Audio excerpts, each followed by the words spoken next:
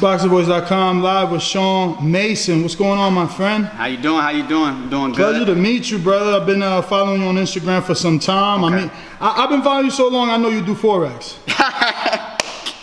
There you go. That's what I'm telling you. That's what I'm like, shit, that's Sean Mason. Yeah. See, it didn't even register to me yesterday when Mike told me, we got 135 pounds and he nice. I'm like, who? I don't even think he said Sean Mason. I'm gonna be honest. I did. I told you. I seen your face right away. I knew who you was, man. But how are you, man? Good, man. You know, back, ready to, take over. I've been seeing what's been going on in the boxing world. I'm like, oh yeah, this is my time to just come in here and just take over at the 135. Lightweight, easy work though. That is a sexy division, though. Yeah. 135 got all the big money right now. It's like the new welterweight division. That's exactly Tank just started it off with a pay-per-view, so now you got Teofimo doing a pay-per-view with Cambroso on Triller. I mean, obviously, you're a couple years from that. When are you projecting to be back in the ring? Right now we back training. Once I get into that. Well, right now I'm super focused. Once I get my nice real sharp, we'll get in there, whoop the opponent, start racking up these wins again, and then from there we just take over. Really, when I don't know exactly when would be the next fight, but I know right now it's just focus on training camp.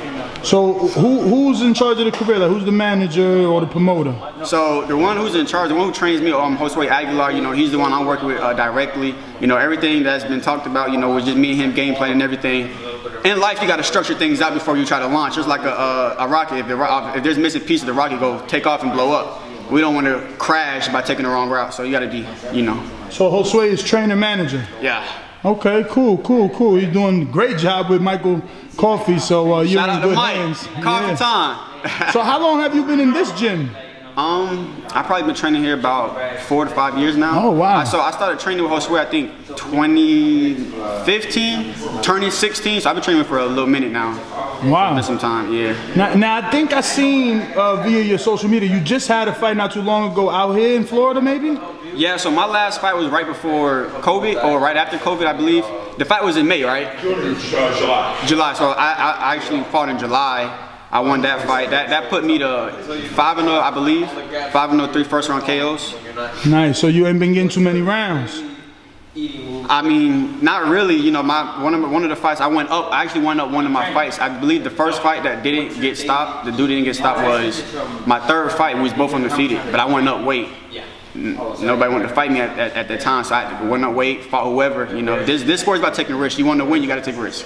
Definitely. So being out here in Orlando, I'm assuming you got some work with Pitufo Diaz, Christopher? Yeah. Is that something that's on the regular because y'all so close, or not too often? Man, we have fun in the ring all the time, man. I believe we're working tomorrow. He's an amazing fighter. He's an amazing champ. Shout out to him. Oh wow, so you guys are sparring tomorrow? Yeah. Right here? Right here. Oh shit. So is Josue Vargas gonna be here too? That I don't know. I just know me and Pitufo, man, we close. We work together all the time. He's an amazing fighter. So, have you gotten work with Josue Vargas? Yeah. Oh, you did that? Okay. Man, he's 17-0. He got an IBF like Intercontinental or something like that. I believe so. I'm not too sure, but no, I'm sure he's 17-0 with top rank. Definitely got an IBF strap. Not the full champ, but he's on his way up there. He's on his way. He ranked. Yeah, he's on the right path. How's that work? That's good work for you, man. Yeah. A lot of champions I work with, they're all good work. Everybody brings what they need to bring to sharpen my tools. Only thing that's gonna help me do is just sharpen my tools. No matter who I spar is gonna always help me out.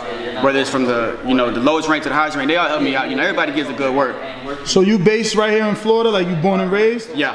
Okay. So my whole family's from New York, Brooklyn, and I believe I got some in Manhattan and Long Island. But I'm the only one that's from Orlando, Florida.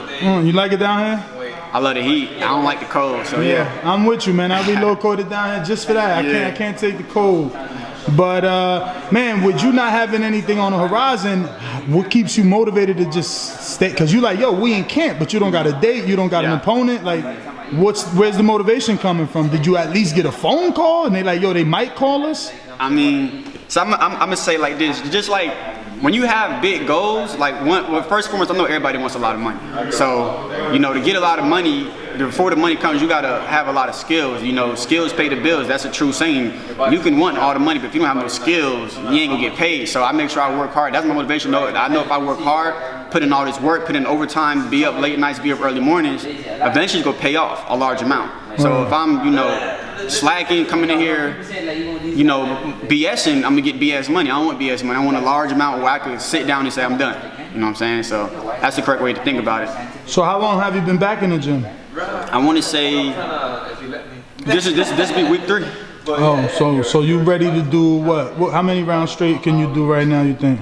I mean, you just did at least 6. I believe so. Yeah, but just like, so, okay, this is the thing. I'm gonna give y'all some tips on boxing.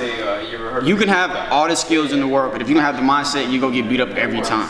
So I could get in there, I could spar 8 to 12 rounds without looking or being tired, because I know how to, you know, you gotta know how to conserve your energy, you gotta know how to use feints, you gotta know how to trick your opponent, which is in other words called fake fighting, or what's the thing where the 2 guys with the swords and they wear the mask and they fencing.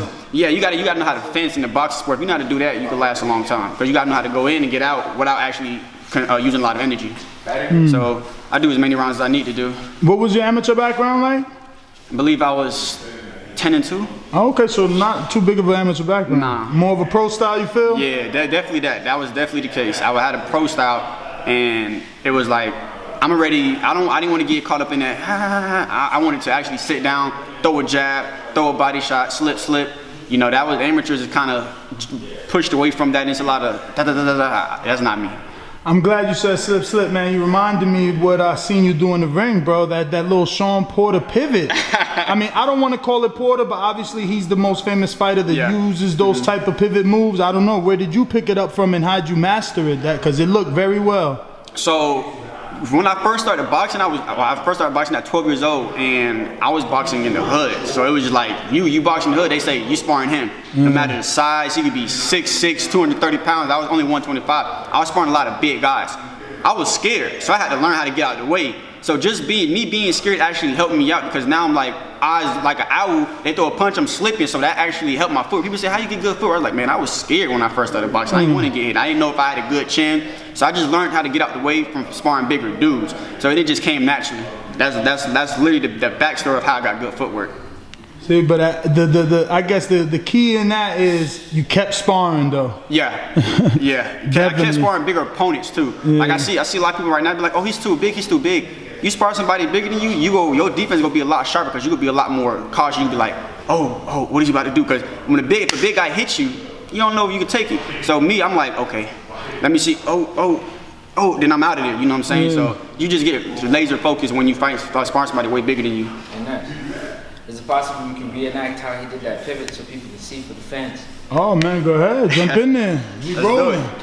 Let's do it. So they can see. All right, I'm gonna break it down how that happened. So he did. I shot. It was the right hand. Or was it the left? It was the jab. Jab, shot. Right. So what happened was I'm here. I'm moving. Right. So here is where I couldn't do it at. Right here. See, my foot is in here. So as I'm walking backwards, he's bringing this foot here. Right. So as you're walking, I'm here. So right here, I faked it. Then he threw the jab. I faked it. Step. Just like that. So this back foot kind of like springing. So let's reset over here. Yeah. So what I'm doing is I'm getting ready to spring it. This sauce, now I hope y'all taking notes on your little books. Right? So I'm here, I'm like this. Then he was gone. I was like, oh. this foot's already springing to shoot me forward. So look, bounce. I'm not crossing my feet. Right? This is what most fighters do. Right? Me, I'm still in my stance, but I'm at an angle. I'm using my jab, then as soon as I see that jab, I push. Now if I wanted to, I could have pushed here, came here, bam. The body. It's just boxing, just even. Do that right here. Do that right here. All right, again. So we're here, bounce, jab, here, and then turn out of there, gone. and then back to boxing. Simple as that. So, you know, it's all science. Like I said, you can work hard, do all the push, you can be swole, but if you have this, if you know how to read your opponent, it don't matter. Yo, you taking shots at Mike? Oh, Mike. He said you could work hard, have all the push-ups in the world. Yo. I don't even do push-ups. Oh man, but no, seriously, like if you like just being, you know, having this is where boxing starts at. Like you gotta film study, you gotta study, put the work in, then it all come together. It's puzzle, boxing's a puzzle, you gotta put everything together for it to work. So Sean, man, give me your social media if anybody not following you. Sean, okay, I changed my IG, it was Sean_Mason_. My name is Sean Mason Mindset. All right, like I said, I was doing Forex, which is, you know, I had a team, I was talking to people, but let's skip the forest part, let's talk about the boxing. Sean Mason Mindset, I heard if I'm training my IG something better, something more on the boxing side, but I do appreciate y'all. Boxing Voice! Thank you, brother. If you enjoyed the video, feel free to hit the like, subscribe, and share. As always, if you want to support us to the next level, head over to the patreon.com/ThaBoxingVoice. We have tons of exclusive from Border Wars, Entitled, betting shows, the list goes on and on and on.